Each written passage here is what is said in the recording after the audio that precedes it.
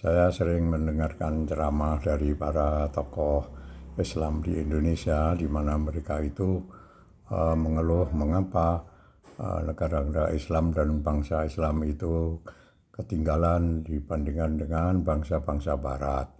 Bangsa-bangsa dan negara Islam itu terbelakang, miskin, orang-orangnya malas, tidak disiplin, kota-kotanya kumuh dan sangat ketinggalan di bidang industri maupun perekonomian dibandingkan dengan negara-negara Barat. Mereka umumnya itu merindukan kapan negara-negara Islam dan orang-orang Islam ini bisa bangkit seperti zaman dulu pernah jaya, yaitu pada masa Abbasiyah sekitar abad 10 sampai 12 yang berpusat di Baghdad.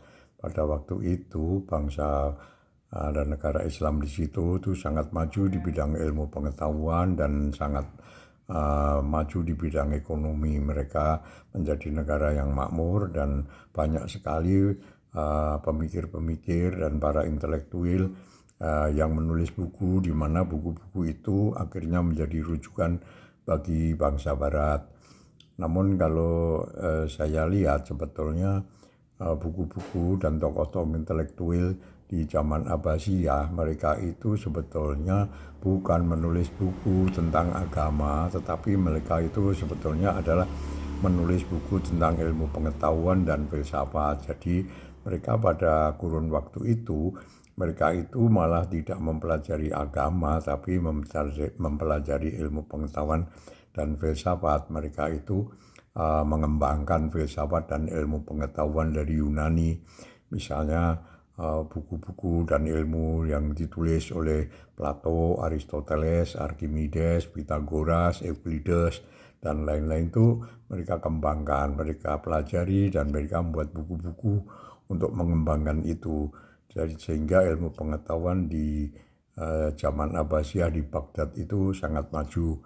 Sebaliknya pada waktu itu, pada abad 10, 11, 12 itu, di Eropa itu terjadi kemandekan di bidang pemikiran. Karena pada waktu itu Eropa itu dikuasai oleh Paus, di mana Paus itu tidak membolehkan adanya penulisan ilmu pengetahuan dan filsafat. Mereka oleh Paus hanya dibolehkan untuk menulis agama saja, bidang agama saja, jadi yang berorientasi dengan agama.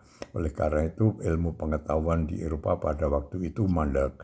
Baru setelah abad ke-16 di sana ada Renaissance, mereka kembali mempelajari ilmu pengetahuan dan filsafat, yang mana mereka malah menggunakan rujukan dari buku-buku yang ditulis oleh para pemikir Islam dari zaman Abbasiyah.